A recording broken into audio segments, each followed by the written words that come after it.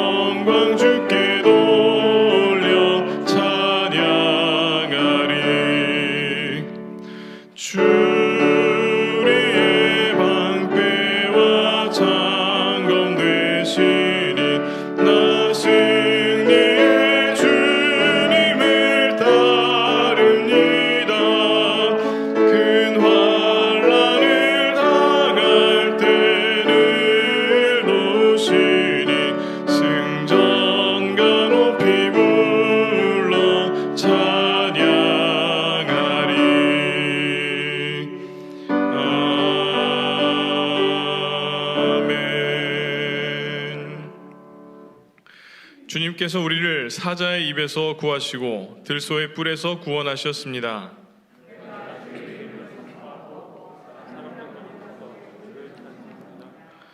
여호와를 두려워하는 모든 사람들이 그를 찬송할 것입니다. 아멘. 다 함께 자리에 앉으셔서 한 목소리로 회중의 공동기도를 드리시겠습니다.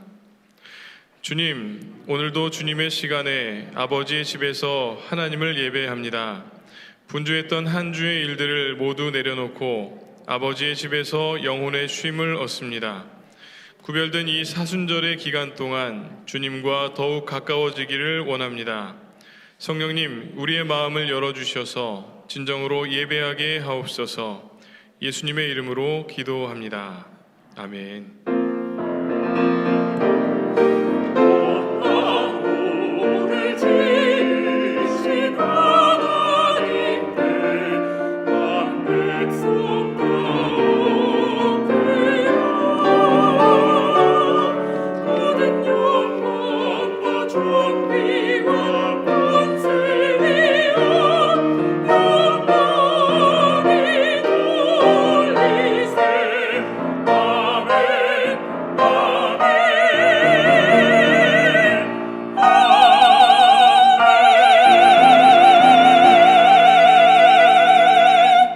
사랑과 은혜가 풍성하신 하나님, 우리의 피난처가 되어주시고 우리의 힘이 되어주시고 환난 날에 만날 큰 도움이 되어주시는 우리 하나님을 찬양합니다.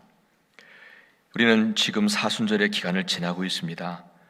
이 길이 진정으로 주님을 따르는 길이 되는 사순절의 기간이 될 수 있도록 도와주옵소서. 사순절을 살면서 무엇보다도 우리가 더욱 거룩하고 정결하게 되기를 원합니다.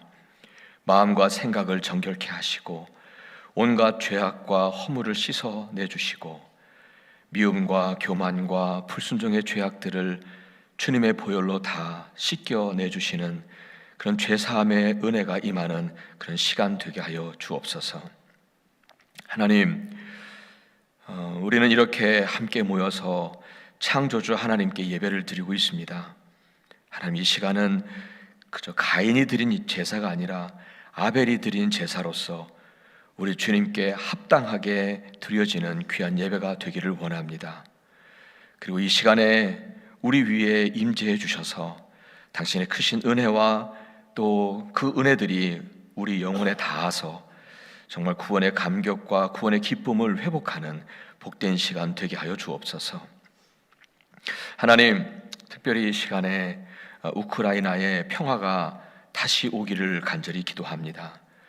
정말 잔인한 전쟁 폭력 앞에 당당히 서는 이들도 있지만, 그러면서도 인간들이 만든 살상 기계에 의해서 얼마나 많은 사람들이 희생을 당하고 있는지 모릅니다. 하나님, 이 시간에 간절히 원하옵나니 그 땅에 속히 전쟁이 멈출 수 있도록 주님 도와주시옵소서. 그리고 하나님 또한 우리의 삶에서도 평화와 사랑이 흐르는 그런 복된 삶이 될 수 있도록 도와주시옵소서. 하나님, 정말 우리 사랑하는 모든 권속들 한 분 한 분을 위하여 기도합니다. 삶의 길을 한 발 한 발 내딛는 그 걸음마다 늘 주님의 보호하심만 있게 하시고 환난이 엄습하지 않도록 늘 지켜주시며 팬데믹을 지나는 동안에도 늘 영육간에 강건할 수 있도록 주님 보호하시고 인도하여 주옵소서. 그리고 혹 지금의 어려움과 아픔 중에 있는 이들이 있습니까? 하나님, 그분들에게 주님의 크신 구원을 허락하여 주시옵소서. 특별히 또한 병과 암으로 치료 중에 계신 분들을 위하여 기도합니다. 치료자는 우리 하나님이시오니 당신의 간섭하심으로 모든 병들이 낫게 하시고 암세포도 정말 사라지게 하시고, 그리고 또한 수술 후에 회복 중에 계신 모든 분들에게도 후유증이 없게 하시고 잘 회복되어 줄 수 있도록 주님의 크신 회복의 은혜를 허락하여 주시옵소서. 하나님, 또한 우리의 사랑하고 소중한 아이들, 자녀들, 그리고 각 가정들, 그리고 우리의 사랑하는 모든 사람들을 지키시고 보호하여 주옵소서. 하나님, 오늘도 주님의 말씀을 나눌 때에 부족한 종의 모습 다 가리워 주시고 오직 복음만이 선포되어지는 정말 주님의 시간 되게 하여 주옵소서. 평화의 왕으로 오신 예수 그리스도를 받들어 간절히 기도하옵나이다. 아멘. 이어서 계속해서 우리 주기도문으로 함께 하겠습니다. 하늘에 계신 우리 아버지여, 이름이 거룩히 여김을 받으시오며 나라가 임하시오며 뜻이 하늘에서 이루어진 것 같이 땅에서도 이루어지이다. 오늘 우리에게 일용할 양식을 주시옵고 우리가 우리에게 죄 지은 자를 사하여 준 것 같이 우리의 죄를 사하여 주시옵고 우리를 시험에 들게 하지 마시옵고 다만 악에서 구하시옵소서. 나라와 권세와 영광이 아버지께 영원히 있사옵나이다. 아멘.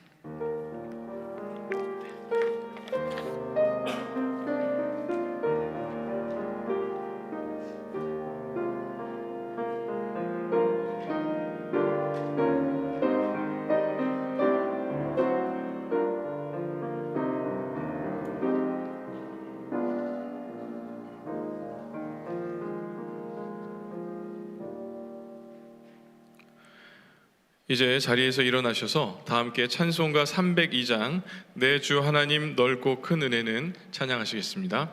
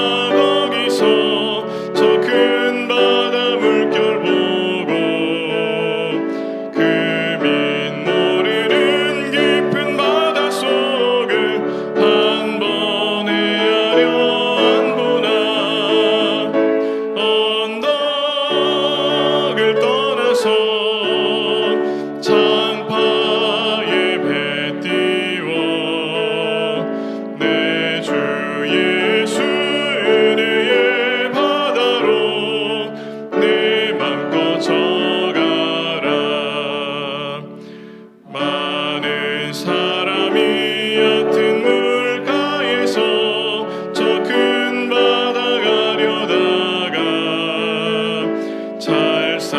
찰싹거리는 작은 파도 보고 마음 약하여 못 가네. 언덕을 떠나서 창파에 배 띄워 내 주 예수 은혜의 바다로 내 맘껏 져가라. 자 곧 가거라 이제 곧 가거라 저 큰 은혜 바다 향해. 자 곧 내노를 저 깊은 데로 가라 망망한 바다로. 언덕을 떠나서 창파에 배 띄워 내 주 예수 은혜의 바다로 내 맘껏 져가라. 아멘. 다 함께 자리에 앉으시겠습니다. 오늘 우리에게 주시는 하나님의 말씀은 누가복음 18장 31절에서 34절까지의 말씀입니다. 누가복음 18장 31절에서 34절입니다. 예수께서 12 제자를 곁에 불러 놓으시고 그들에게 말씀하셨다. 보아라, 우리는 예루살렘으로 올라가고 있다. 인자를 두고 예언자들이 기록한 모든 일이 이루어질 것이다. 인자가 이방 사람들에게 넘어가고 조롱을 받고 모욕을 당하고 침뱉음을 당할 것이다. 그들은 채찍질한 뒤에 그를 죽일 것이다. 그러나 그는 사흘째 되는 날에 살아날 것이다. 그런데 제자들은 이 말씀을 조금도 깨닫지 못하였다. 이 말씀은 그들에게 그 뜻이 감추어져 있어서 그들은 말씀하신 것을 알지 못하였다. 이는 하나님의 말씀입니다. 아멘.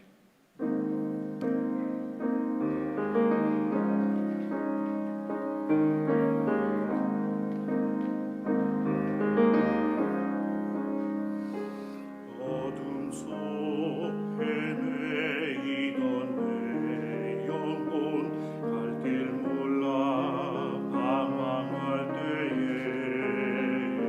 주의 십자가 영광의 길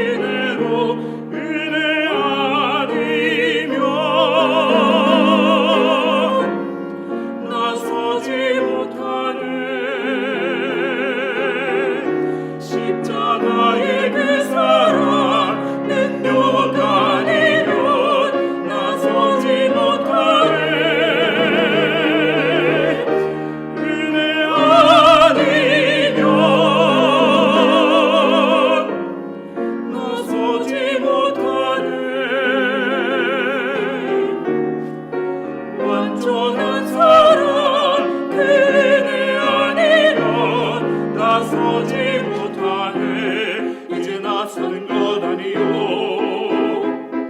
오직 예수 내 안에 살아계시니 나의 능력 아닌 주의 능력으로 이제 주와 함께 하리라.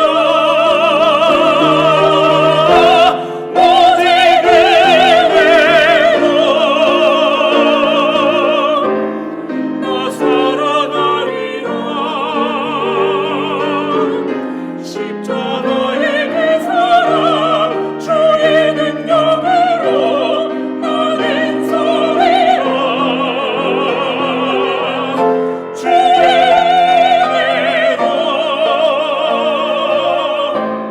나 살아가리라. 십자가 사랑 그 능력으로 나 살리라. 주의 은혜로 나 살리라.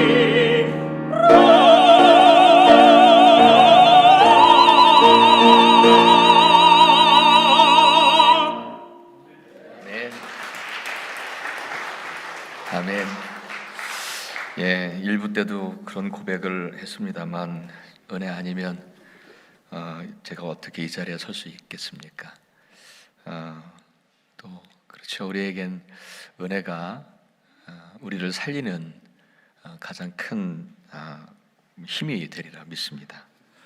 은혜로 사는 거죠. 그렇죠. 은혜로 삽니다. 오늘 사순절 세 번째 주일이죠.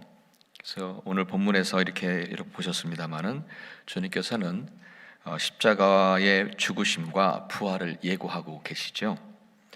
복음서 기록에 따르면은 주님 공생의 후반부에 그 주님께서는 세 번에 걸쳐서 십자가와 죽으심과 그 부활을 예고하셨습니다. 이 내용은 이런 거죠. 내가 예루살렘에 올라가서 거기서 붙잡혀 온갖 능욕을 모욕을 당하고 죽게 될 것이다. 그리고 3일 만에 다시 살아날 것이다. 이런 내용의 말씀을 세 번에 걸쳐서 예고하셨어요. 첫 번째 예고는요, 그 가이사라 빌립보에서였어요. 그러니까 베드로가 여러분 잘 알고 계시죠? 주는 그리스도시요 살아계신 하나님의 아들이십니다라고 고백했던, 그렇죠? 그 고백 후에 바로 제자들에게 말씀하신 거예요. 장차 내가 고난을 당하고 죽임을 당하고 그리고 3일 만에 부활하실 것을 처음으로 그때 예고하셨습니다. 두 번째 예고는 그 마태복음 17장에 보면은요, 주님께서 변화산에서 내려오신 다음에 그 다음에 제자들이 갈릴리에서 모였다고 돼 있어요. 그 갈릴리에서 모여 있을 때 주님께서는 제자들에게 다시 고난 당하고 죽으심을 당하고 그리고 3일 만에 부활할 것을 다시 예고하셨고요. 그리고 세 번째 예고는 바로 오늘 본문에서 말씀하고 있죠. 예수님께서 제자들과 함께 예루살렘으로 올라가시던 중이었어요. 좀 더 구체적으로 말씀을 드리면 여리고에 도달하기 전, 이 뒷부분을 보게 되면 여리고에서 삭개오를 만나거든요. 그러니까 여리고에 당도하게 도달하기 전에 그 예루살렘으로 올라가는 중에 주님께서는 제자들에게 오늘 본문처럼 죽음과 부활을 세 번째로 예고하셨습니다. 그런데요, 이렇게 주님께서 세 번에 걸쳐서 예고하신 그 십자가의 죽으심과 부활 예고 속엔 한 세 가지의 의미가 담겨 있다 하는 생각을 하게 됐습니다. 그리고 오늘 이 세 가지 의미를 여러분과 함께 살피면서 또한 더불어서 그 의미 속에서 우리에게 주시는 메시지가 무엇인가를 함께 나누고 싶습니다. 먼저는요, 여러분 예수님께서 당신의 죽으심과 부활을 예고하신 것을 좀 복음적인 측면에서 볼 때에 굉장히 복음적인 어떤 강력한 메시지가 거기에 있습니다. 여러분 그 예고를 했다고 하는 말은 어떻게 우발적으로 어쩌다가 된 사건이 아니라는 거죠. 철저하게 계획된 사건이라는 거잖아요. 그렇죠? 그러니까 예고를 하지요. 마찬가지입니다. 예수님이 당하신 고난과 죽으심은요, 십자가의 죽으심 그리고 부활은 그냥 어쩌다가 이렇게 된 우발적으로 일어난 사건이 아니고 그렇다고 해서 어떤 정치적인 사건도 아니라는 거예요. 이 사건은 우리에게 주시는 분명한 것은 뭐냐면 이 사건은 하나님의 완전한 구원 계획 속에서 진행된 하나님의 행하심이었고 하나님의 사건이었다는 것을 우리에게 분명하게 말씀해 주고 있는 것이죠. 많은 믿지 않는 사람들은요, 예수님의 십자가 사건을 그저 정치범으로 몰려가지고 십자가라고 하는 로마의 사형 방법에 의해서 죽은 그런 사건으로만 볼 수밖에 없죠. 그렇죠? 근데 주님께서는요, 그러니까 어쩌다가 그냥 뭐 정치범으로 몰려서 죽었다 생각하는데 요한복음 10장 18절에 주님께서 십자가에서 죽임을 당하시기 전에 이미 뭐라고 말씀하셨냐면 이렇게 말씀하셨어요. 아무도 내게서 내 목숨을 빼앗아 가지 못한다. 나는 스스로 원해서 내 목숨을 버린다. 나는 목숨을 버릴 권세도 있고 다시 얻을 권세도 있다. 이것은 내가 아버지께로부터 받은 명령이다. 이렇게 말씀을 하셨어요. 예, 주님은요, 어떻게 뭐 정치범으로 몰려가지고 로마에 의해서 죽임을 당한 처형당한 게 아니라 여기 보시면은 하나님 아버지의 명령 그 뜻에 순종하기 위해서 스스로 원해서 그 길을 가셨다는 거예요. 그 말씀을 십자가에서 죽으시기 전에 이미 말씀하신 거거든요. 그렇다고 하면 어떤 의미가 있기에 스스로 그 죽음의 길을 가셨을까? 어떤 의미로? 예, 그 고난과 십자가의 죽음의 의미를 마가복음 10장 45절에서 이렇게 먼저 이미 말씀하셨죠. 제가 읽어드립니다. 인자는 섬김을 받으러 온 것이 아니라 섬기러 왔으며 많은 사람을 구원하기 위하여 치를 몸값으로 자기 목숨을 내주러 왔다라고 말씀하셨죠. 그렇습니다. 예수께서 십자가에서 죽으신 그 사건은 어쩌다가 유대교 지도자들의 어떤 시기와 질투와 미움을 사서 로마에 의해서 처형된 그런 죽음이 아니라, 그런 사건이 아니라, 이 사건은 인생들을 위하여 자기 목숨을 기꺼이 내어주신, 스스로 원해서 내어주신 대속의 의미임을 미리 말씀해 주신 거죠. 십자가뿐 아니죠. 부활 사건도 마찬가지라는 거예요. 예수께서는 십자가와 죽음을 예고하시면서 항상 그 뒤에 3일 만에 부활할 것도 예고하셨거든요. 여러분, 사람이 죽었다가 어쩌다가 깨어나는 경우는 종종 있더라고요. 그렇죠? 그렇다고 해서 그 사람이 부활했다라고 말하지는 않더라고요. 그들은 죽기 전에 부활을 예고한 적이 없거든요. 근데 간혹 여러분 사이비 교주들 중에서 자기 스스로를 메시아라고 착각하고 자기가 죽으면 다시 부활할 거라고 예고했던 사람들이 있었죠. 그런데 그런 사람, 부활한 사람 한 사람도 없잖아요. 오래전에 영생교라고 하는 거 아시죠? 예, 아마 들으셨을 거예요. 교주는 조희성 씨인데 그분은 그 살인 혐의로 감옥에서 죽었어요. 근데 그를 믿고 따랐던 사람들은 그 영생 교주였으니까 그가 살아날 거라고 믿었어요. 왜냐하면 그가 살아있을 때 뭐라고 얘기했냐면 나는 전지전능한 하나님 조이성이다 그랬거든요. 근데 참 그것을 따랐던 시대가 있었네요. 그렇죠? 그러니까 영원히 죽지 않을 거라고 가르쳤으니까 그렇게 믿었는데 역시 그 사이비 교주는 일어나질 못하고 썩었죠. 그런데 여러분 생각해 보세요. 예수님을 생각해 보세요. 예수님은 3차례에 걸쳐서 고난을 당하시고 죽으실 것과 또한 부활을 예고하셨거든요. 그래서 정작 그 말을 들었던 제자들은요, 오늘도 여기 나옵니다만, 기록되어 있습니다만은 그냥 후에 나중에 끝날에 부활하시겠다 이렇게 생각하고 있었는지 귀담아 듣지를 않았어요. 그래서 주님이 정작 부활하셨다는 소식을 들었을 때 그들은 믿질 못하고 무덤까지 달려가잖아요. 확인하려고. 믿질 못했으니까, 이미 말씀하셨는데 그래서 믿지 못하고 있었으니까. 근데 정작 그러다가 후에 그들이 부활하신 예수님을 만났을 때, 그때 비로소 이미 예고하셨던 주님의 말씀이 기억난 거예요. 그제서야 그들은 이분이 정말 메시아이시구나, 그렇게 믿게 된 거죠. 그리고는 어떻게 합니까? 자신들의 목숨을 내놓고 예수 그분은 부활하셨다고,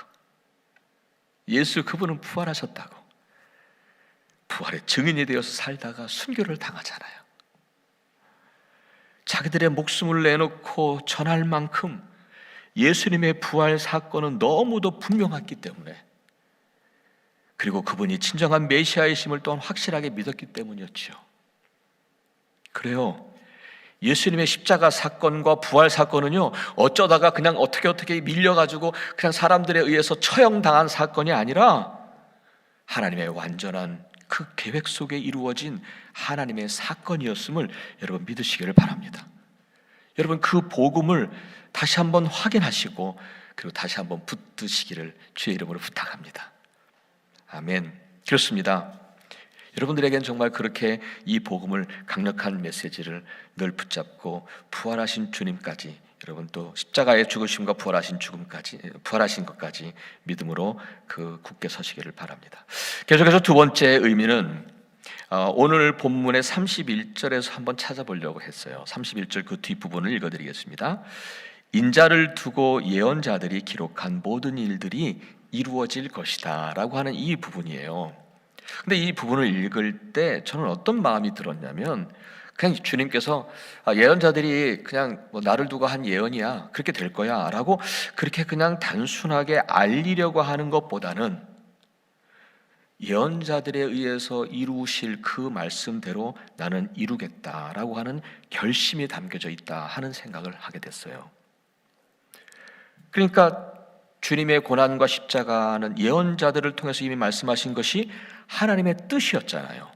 그렇죠? 그러니까 그 하나님의 뜻이었고, 그리고 나는 그 뜻을 이루기까지 흔들리지 않겠다라고 하는 결심을 나타낸 것이라 그렇게 생각이 들었어요. 여러분, 예수께서는요, 십자가의 길이 분명히 하나님의 뜻인 것을 알고 있었지만 동시에 그것이 얼마나 큰 고통인 것도 아셨어요. 이미 예언자들을 통해서 메시아의 순환을 이미 예언하신 것을 잘 아셨거든요. 그리고 정말 이방인들에 의해서 수치를 당할 것이고, 모욕을, 여기 나오잖아요, 모욕을 당할 것이고 침뱉음을 당할 것이고, 그리고 그 채찍에 고통 당할 것임을 오늘도 다 그 제자들에게 말씀하셨어요. 다 아셨어요. 그리고 그 고통의 십자가에서 정말 물과 피를 다 쏟고 화목제물로 바쳐질 것도 다 하셨어요. 그 고통의 길을 다 하셨기에 두렵기까지 하셨어요. 그래서 겟세마네 동산에서 그분은 너무 괴로웠어요. 너무 괴로웠어요. 땀이 핏방울로 보일 정도로 그렇게 괴로워하며 기도하셨어요. 나의 아버지, 하실 수만 있으시면 이 잔을 내게서 지나가게 해주세요. 내게서 지나가게 해주세요. 하나님만 허락하신다면 이 길 피하고 싶으셨던 거죠. 그럼에도 그 길이 하나님의 뜻이기에, 이미 예언자들을 통해서 이미 말씀하신 하나님의 뜻이기에 그냥 제자들에게 미리 알려주심으로 나는 이 길을 흔들리지 않고 가겠다고 하는 그 결심을 하시고 또 하셨던 것 같습니다. 그 하나님의 뜻을 이루기 위해서 나는 이 십자가의 길을 갈 것이다 결심하고 또 결심하신 것이죠. 여러분 그런 거 있잖아요. 여러분 그 술과 담배를 좋아하셨던 분들 계세요? 술, 담배 어떻게 끊으셨는지 모르겠지만 근데 이 술, 담배를 끊을 때에 안 끊겠다 결심을 하고 나서는요, 제일 중요한 게 뭐냐면 주변 사람들에게 알리는 것이에요. 내가 오늘부터 술과 담배를 끊겠다고 주변 사람들에게 알리는 것이 그렇게 굉장히 중요한 부분이라고 생각해요. 왜냐하면 그것이 알리는 것 자체가 곧 자신의 결심을 나타내는 거라는 거예요. 알리는 것 자체가. 주님께서도 이 길이 얼마나 어렵고 이 길이 얼마나 힘든 길인 것을 다 아셨거든요. 이미 그 일을 당하시기 전에 겟세마네에서 정말 너무 괴로워서 땀이 핏방울처럼 보일 정도로 그렇게도 괴로워하면서 기도하셨던 그 주님이신데 왜 모르셨겠어요? 그럼에도 그 길을 가야 하니까. 왜냐하면 하나님의 뜻이니까. 그래서 또 결심하고 제자들에게 말씀하시면서 또 결심하고 또 결심하고 그러셨던 것 같습니다. 여러분 그 찬송가 461장 이때 후에 좀 마지막에 찬송을 하게 될 텐데요. 십자가를 질 수 있나? 그 1절 가사를 약간 개사를 해서 제가 읽어드릴게요. 이 시간에 저와 여러분의 또 고백이 됐으면 좋겠어요. 제가 읽어드릴게요. 십자가를 질 수 있나? 주님이 우리에게 물어보실 때 죽기까지 따르겠습니다 라고 대답하겠습니다. 우리의 심령은 다 주님의 것입니다. 그러니 당신의 형상을 만드소서. 그리고 주님의 인도하심을 따라 살아가는 그 동안에는 정말 주님께 사랑과 충성을 늘 바치겠습니다. 그렇게 고백하는 거죠. 사랑하는 여러분, 우리가 예수를 믿고 그분의 길을 따른다는 것은 그 길이 십자가의 길이라 해도, 때로는 수치를 당하고 모욕을 당하여도, 때로는 손해를 입고 아픔을 당하여도, 때로는 내 자존심이 상하고, 때로는 많이 불편해도, 그러나 흔들리지 않고 나는 주님께서 원하시는 길을 가리라, 주님의 길을 가리라, 순종하며 살리라, 주님께 내가 살아있는 동안 나의 사랑과 충성을 늘 바치리라, 그렇게 고백하는 것이라 믿습니다. 물론 그 길 그리 쉽지 않지만, 그러니까 또 결심하고 또 결심하는 거죠. 주님처럼 그렇게 충성스럽게 따라가는 저와 여러분의 삶이 되어지기를 간절히 바랍니다. 이제 마지막 세 번째로 우리 주님은 죽음과 부활 예고를 통해서 제자들에게 무언가를 가르쳐주고 싶으신 게 있었겠다 하는 생각이 들었어요. 그것은 뭐냐면, 나는 이제 곧 너희를 떠난다라고 하는 것을 가르쳐주고 싶으셨던 것 같아요.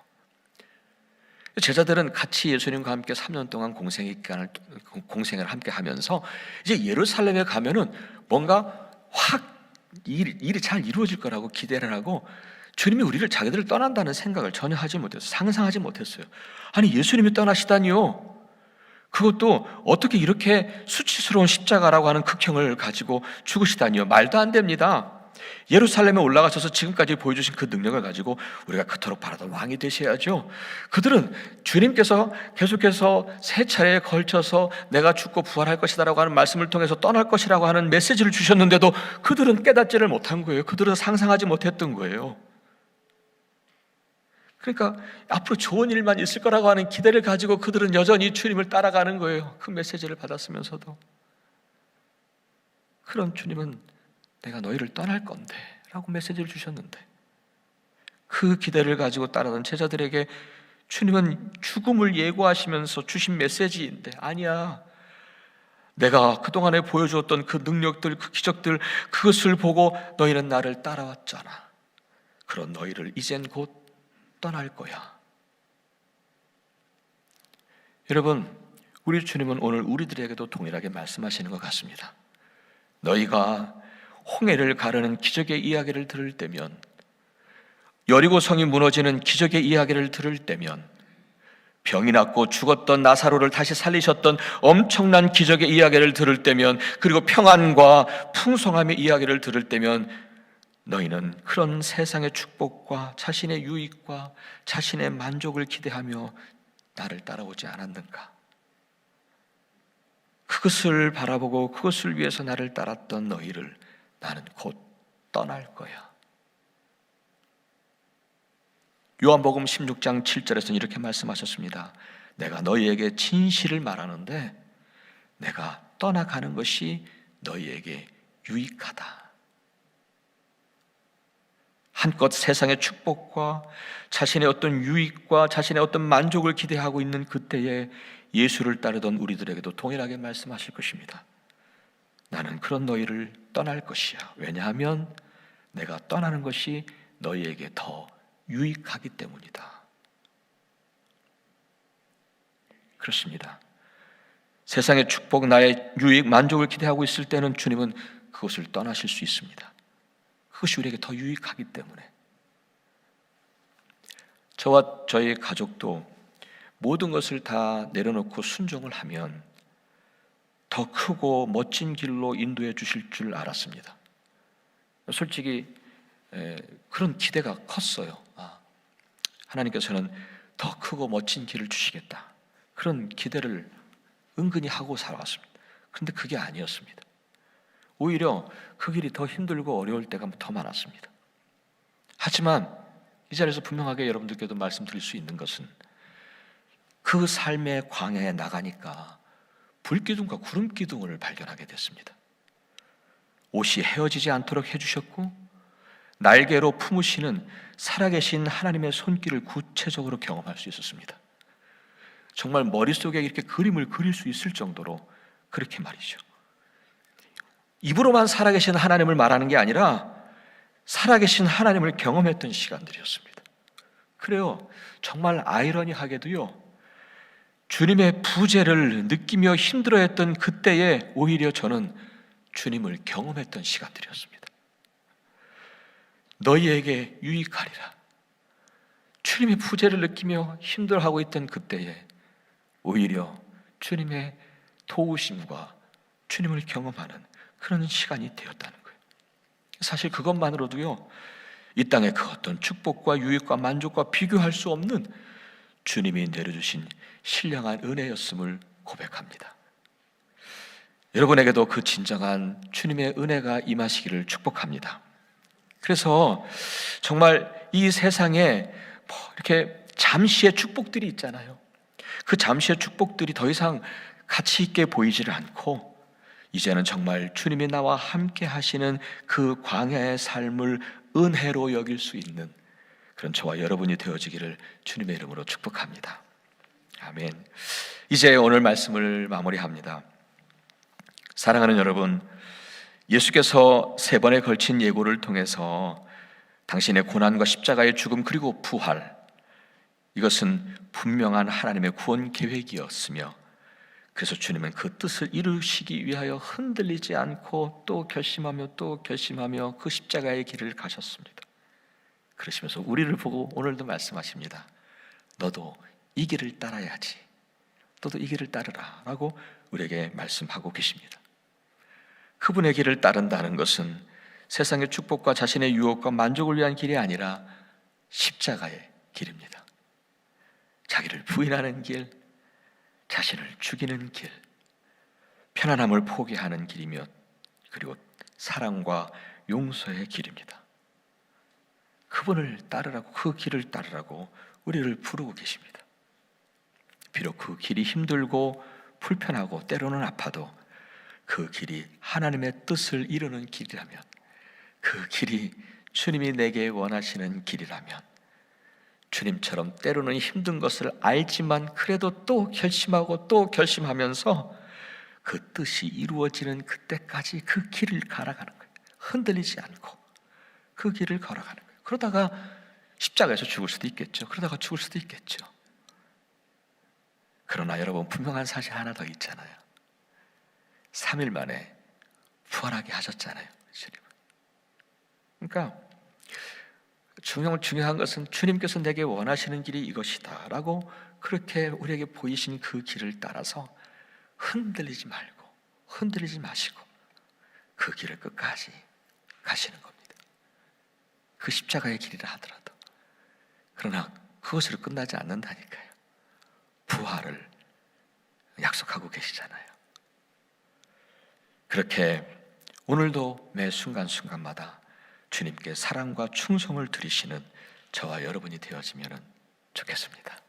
아멘. 기도하겠습니다.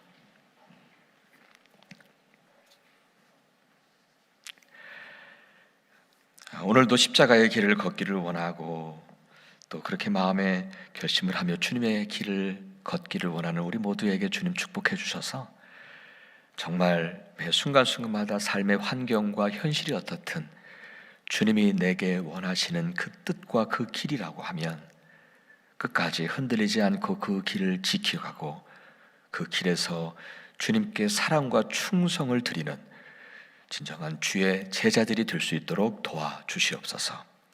예수 그리스도 이름으로 간절히 기도합니다. 아멘.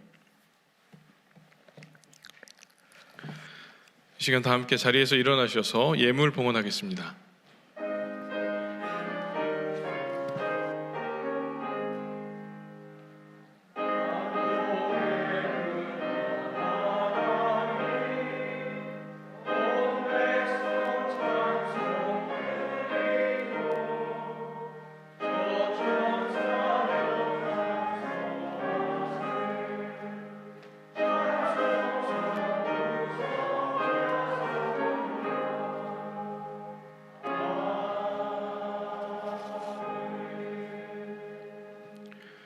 다 함께 자리에 앉으셔서 봉헌기도 드리시겠습니다. 거룩하신 하나님, 우리의 삶을 주관하시는 전능하신 하나님의 능력 앞에 감사를 드립니다. 주님의 크신 사랑과 은혜 앞에 감사하며 우리의 마음을 담아서 예물을 드렸습니다. 정성을 다해서 드린 예물을 기쁘게 받아주시고 하나님께서 우리의 삶에 더욱더 놀라운 풍성함과 은혜를 더하여 주시고 늘 주님 앞에 감사할 수 있는 마음을 더하여 주시며 특별히 사순절의 기간 동안에 우리를 위해서 고난당하신 예수님의 은혜도 기억하며 더욱더 주님이 원하시는 아름다운 삶, 합당한 삶으로 살아갈 수 있는 우리 모두가 될 수 있도록 인도하여 주옵소서. 예수 그리스도의 이름으로 기도드립니다. 아멘.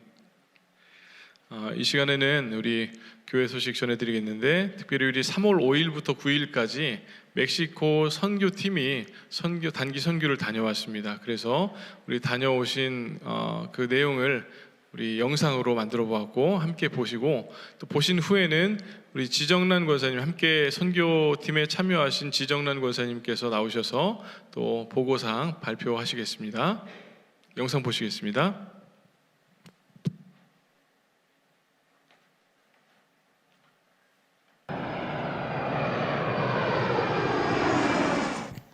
지난 3월 5일 6명으로 구성된 선교팀이 멕시코 선교를 다녀왔습니다.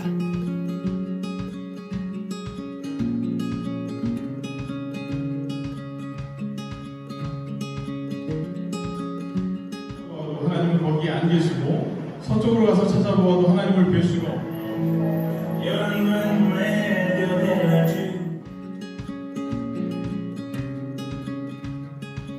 메리다 기숙사는 나다니엘 센터와 샌안토니오 센터에서 자란 학생들이 학교를 다니며 지낼 수 있도록 만들어진 기숙사로 현재 20명의 학생들이 머물고 있습니다.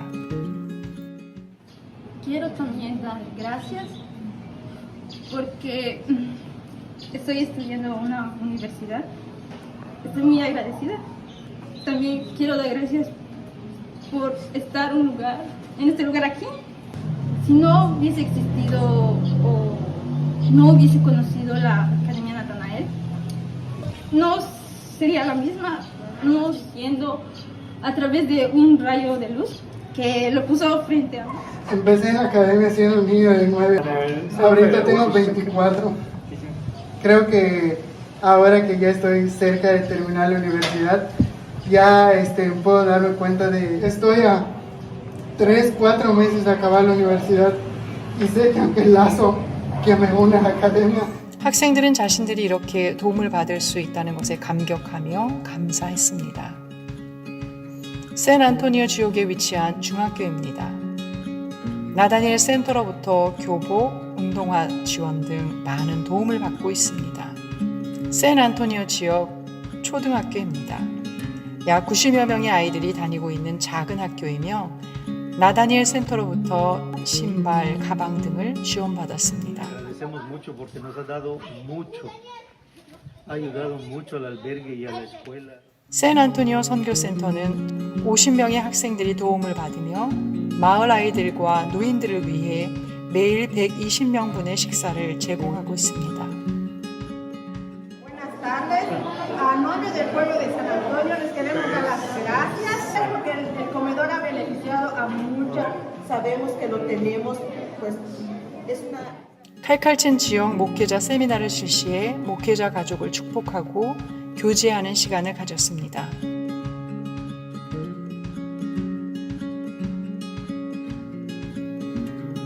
다음날 아침에는 나다니엘 초등학교에서 아이들과 함께 아침 예배를 드렸습니다. ¿Quién es este hombre?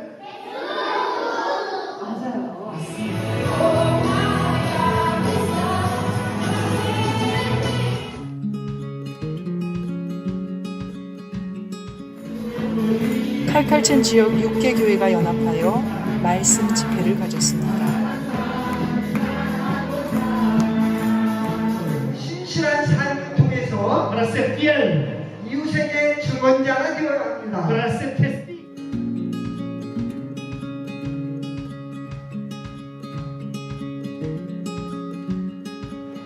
En español, ¿cómo se dice?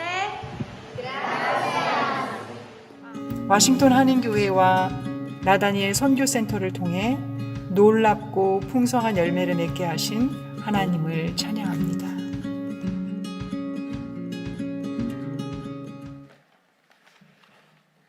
교우 여러분 안녕하십니까?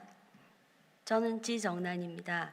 현지 목회자 영성훈련과 선교사님을 위로하려는 선교회 매주 저희들이 줌으로 만나서 기도와 현지 소식 등으로 준비해 왔고 3월 5일 담임 목사님과 중보기도팀의 기도로 출발하여 휴스턴을 거쳐 멕시코 유카탄 반도의 수도인 메리다에 도착하였습니다. 그곳에서 1시간 20여 분을 달려 저희 교인분들의 사랑으로 지어진 전통가옥 발라파 세체의 여정을 풀었습니다. 변정민 목사님과 박윤석 탄다니아 선교사님께서 현지 개신교 교회 두 곳에서 일요일 낮에 그리고 화요일 저녁에 설교를 하셨고 다음 날 현지 목회자 부부 6가정을 센터 강당에서 변 목사님께서 교회란 무엇인가, 또 박윤석 선교사님께서는 믿음이란 무엇인가라는 제목으로 세미나를 진행하셨습니다. 말씀을 열심히 적으시며 기도하며 할렐루야로 응답하시는 목사님들 하나라도 놓치지 않으시려는 진지한 모습이었습니다. 그 후 친교를 했는데 저희 교회 속회나 개인적으로 장학금을 받는 중고등학생들이 목에 후원자가 누구라는 네임택을 걸고 서빙을 하였고 같이 테이블에 앉아 이야기를 나눴습니다. 다음 날은 3년 전에 시작한 멕시코 정부가 인정한 기독교 나다니엘 초등학교를 방문하여 현재는 4학년까지 있습니다. 교육 전문가이신 김은혜 선교사님이 하나님을 전하셨고 그 후 예배와 찬양을 전체 학생들 60여 명과 선생님들과 함께 드렸어요. 3년 전과는 달리 아이들이 질서정연한 모습을 보았고 지금은 교장 선생님 이하 관리인까지 14분이 학교 직원입니다. 저희는 그곳에서 교회 이름으로 위로를 했지만 이미 사랑과 헌신으로 현지 주민들과 삶을 깊이 나누고 계신 카일 선교사님 가족 그리고 이 모든 사역이 가능할 수 있었던 것은 18년 동안 지속적인 후원과 사랑으로 밀어주신 우리 교회가 있었기에 가능했습니다. 그리고 18년 전에, 15년 전에, 10년 전에, 8년 전에 방과후 센터에 와서 공부를 배우던 아이들이 대학생이 되어 그들의 과거와 현재를 이야기하는 대학생 기숙사 방문은 감격과 감동의 연속이었습니다. 하나님이 그들의 어두웠던 삶에 빛으로 오셨음을 증거하였습니다. 이 기숙사는 어느 교인분의 후원으로 구입되었고 현재는 김영복 목사님이 심호하는 사김의 교회에서 시설 보수와 기숙사 음식, 관리 등을 재정적으로 후원해 주십니다. 가톨릭이 90%인 그 나라에서 복음을 전도하기 위한 노력이 현지 가톨릭 신부의 유언비어에 현혹된 현지들의 거센 반발이 이제는 우리 센터가 없으면 안 된다고 현지 초등학교, 중학교 학부모 모두들 삶이 변하고 사랑으로 서로를 귀히 여기는 간증이 너무도 많습니다. 거의 고아와 같은 아이들을 먹이고 입히고 교육시키고 사랑으로 돌보시는 선교사님, 그 사역지에 저희 교회에서 청소년 때 단기 선교를 가본 후 그 아이들과 형제 자매 관계를 맺고 지금까지도 끊임없는 방문과 후원으로 돌보는 자매들, 또한 방황하며 삶의 목적이 무엇인지 갈등하던 많은 우리 교회 청소년들이 변화된 곳이 그곳인 것을 아시지요. 그 지역은 나다니엘 센터에서 2시간 정도 떨어진 곳에 있고 현재는 멕시코 시티에서 오신 세시아 선교사님과 아동급식을 체스터브룩 교회에서 매달 헌금으로 도와주시고 있습니다. 저는 평생 선교가 처음입니다. 와서 보니 저희 마음이 많이 감동되었습니다. 하나님이 어떻게 전해지는지 이제라도 힘껏 참여해 보려고 합니다. 감사합니다.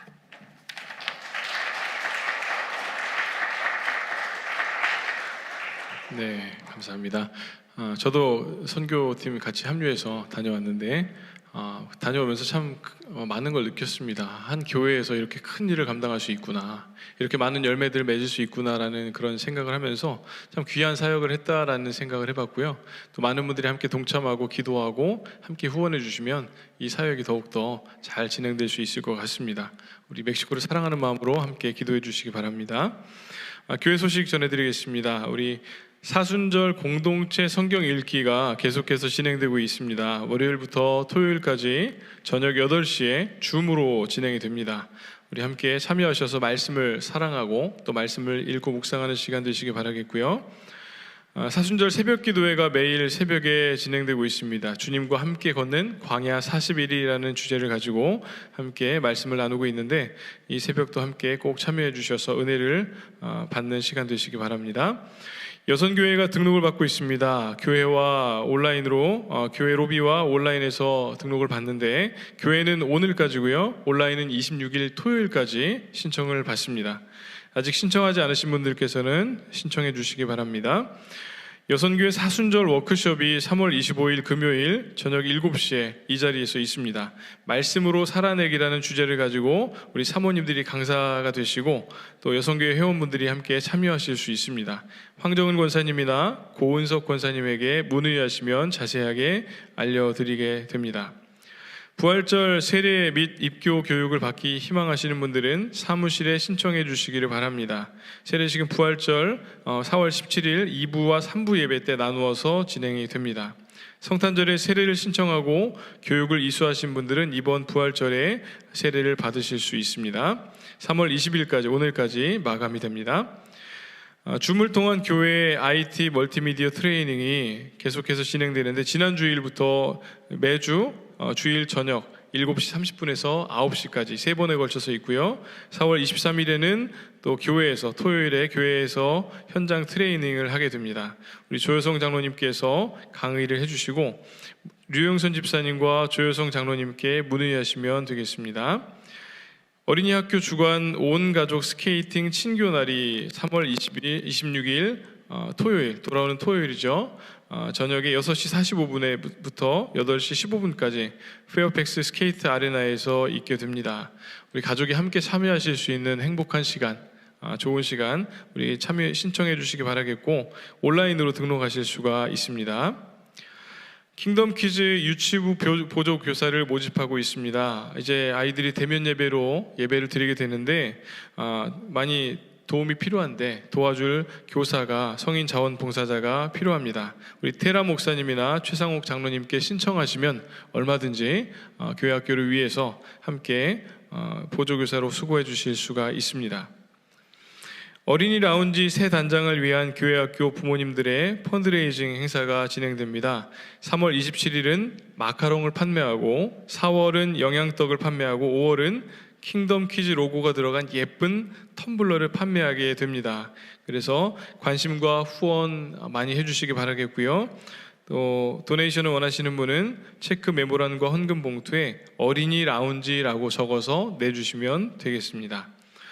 또한 지금 전쟁으로 인해서 아픔을 겪고 있는 우크라이나인들을 위한 돕기 위한 헌금을 이제 하게 되는데 모금된 금액은 연합감리교회 구호단체인 엄코어와 피난민을 수용하고 있는 우크라이나 현지 연합감리교회에 전달하게 됩니다. 우리 함께 관심 가지시고 또한 기도해 주시고 또 후원해 주시면 감사하겠습니다. 교회 대청소 및 바닥 왁스 준비 작업을 하게 됩니다. 1차 일정으로 3월 17일 3부 예배 후에 1층 복도 순원 친교실과 웨슬리 윙 회의실의 가구와 물건들을 옮기게 되는데 또 인력이 필요하겠죠. 그래서 여러분들 함께 참여하셔서 또 교회를 위해서 사랑하는 마음으로 동참해 주시면 감사하겠습니다. 네, 이렇게 교회 소식 마치고요. 이제 우리 다 함께 자리에서 일어나셔서 결단하는 마음으로 찬송가 461장 십자가를 질 수 있나 찬양하신 후에 담임 목사님 축도로 예배를 마치겠습니다.